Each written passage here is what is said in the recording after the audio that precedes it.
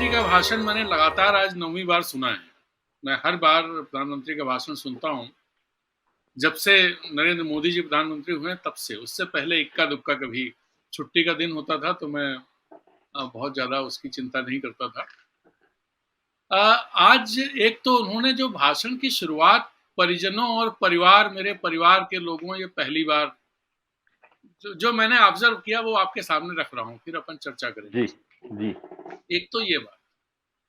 दूसरी बात जो खास मुझे दिखाई दी, वो सिर्फ ये दिखाई दी कि अभी 2-3 दिन पहले संसद में जो उन्होंने भाषण दिया था, उसका रेप्लिका एक तरह से ये भाषण था। जो संसद में उन्होंने चुनावी प्रचार किस्म का भाषण दिया था, लगभग उसी तरह का भाषण ये था। जो एक चीज और जो मैंने मार्क की वो ये थी कि प्रधानमंत्री में जो जो विश्वास नजर आता था पहले, वो इस बार जी। मुझे उसमें कहीं कुछ कमी दिखाई दी। भले वो उन्होंने ये बात कही कि 2024 में फिर मैं यहाँ से आके आप लोगों को संबोधित करूंगा और बोलूंगा, मतलब मैं चुनाव जीतूंगा और अगले 5 साल तक फिर वो लाल किले की प्राचीर से बोलेंगे। लेकिन वो जो एक विश्वास उनमें होता था, वो विश्वास इस बार मुझे कहीं हिला हुआ दिखाई दिया। थोड़ी जल्दबाजी भी उनमें दिख रही थी। जो एक आश्वस्त भाव से जो ठहर करके जो भाषण करते थे, वो ठहराव आज के भाषण में नहीं था।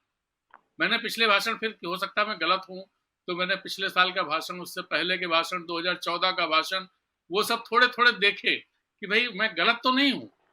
लेकिन हुँ। मैं जो देख रहा था वो बात शायद सही, मुझे तो सही लगी कि इस बार वो ठहराव उनमें नहीं था। और एक और खास बात रही इस भाषण में, जो अब तक के भाषणों में नहीं थी, या 2018 जो चुनावपूर्ण भाषण था उसमें भी नहीं था, कि विपक्ष को निशाना बनाना लाल किले की प्राचीर से। ये भी एक खास चीज दिखाई दी, जो कहीं ना कहीं इसी बात को दिखाता है कि जो विश्वास से लवरेज हमारे प्रधानमंत्री रहते थे हमेशा, वो विश्वास इस बार हिला हुआ दिखाई दे रहा था। अब जो उन्होंने बातें कही, कई सारी चीजें हम उम्मीद करते हैं। हमने जो लाल किले से एक दो भाषण सुने हैं, मनमोहन सिंह का भाषण सुना है, देवेगौड़ा का भाषण सुना था, तब मैं दिल्ली में रहता था तो जा करके देखा था देवेगौड़ा का भाषण। नरसिम्हा राव का भाषण भी सुना है, वाजपेयी जी का भाषण भी सुना है, तब तक लाइव होने लगे थे, बहुत सारी चीजें जी। गई थी। और लेकिन ये भाषण कहीं से भी एक उभरते हुए, जो खुद प्रधानमंत्री ने कहा कि जियो पॉलिटिकल जो चीजें उभर रही हैं दुनिया में, और उसमें भारत का जो स्थान हो रहा है, जितना मजबूत स्थान वो बता रहे थे, उस मजबूत देश के प्रधानमंत्री का भाषण ये मुझे नहीं दिखाई दिया। अब इसमें मुझे ये दिखाई दिया, वो सबका समर्थन चुनाव के लिए मांग रहे थे। वो चाहे अंतरराष्ट्रीय कम्युनिटी हो, उसका भी, जी।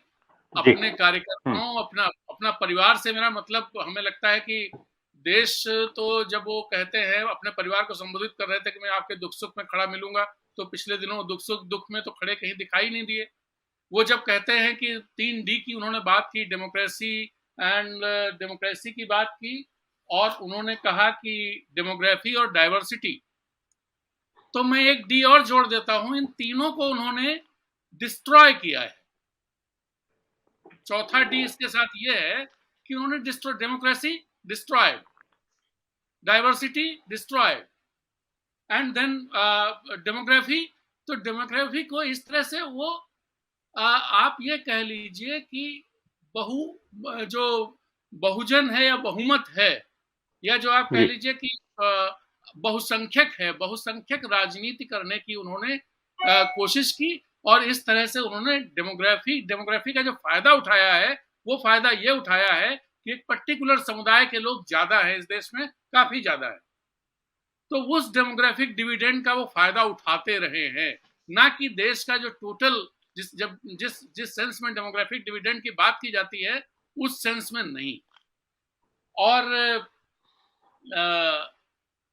और भी कई बहुत सारी बातें उन्होंने जी। ऐसी कही हैं बिल्कुल। हमें जिन पर मैं दोबारा सवालिया आपके पास आता हूँ। हैं। बिल्कुल। जैसे गरीबी हाँ। की उन्होंने बात कही, उन्होंने भ्रष्टाचार हटाने की बात कही, उन्होंने परिवारवाद की बात कही। भ्रष्टाचार में पिछले दिनों जो उनका अपना, जिस तरह से उनकी पार्टी ने, उन्होंने खुद काम किया है, वो पिछले 2-3 महीने 4 महीने से भ्रष्टाचार पे कुछ ज्यादा ही जोर दे रहे हैं।